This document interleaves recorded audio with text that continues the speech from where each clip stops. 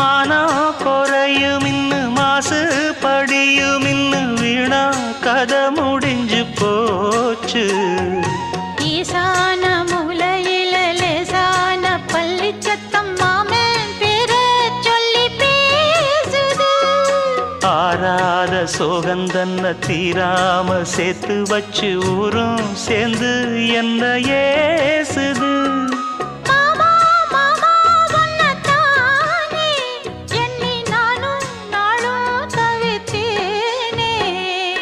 கூண்டுக்குள்ள என்ன வச்சு கூடி நின்ன ஊற விட்டு கூண்டுக்குள்ள போனதென்ன கோலக்கிளியே.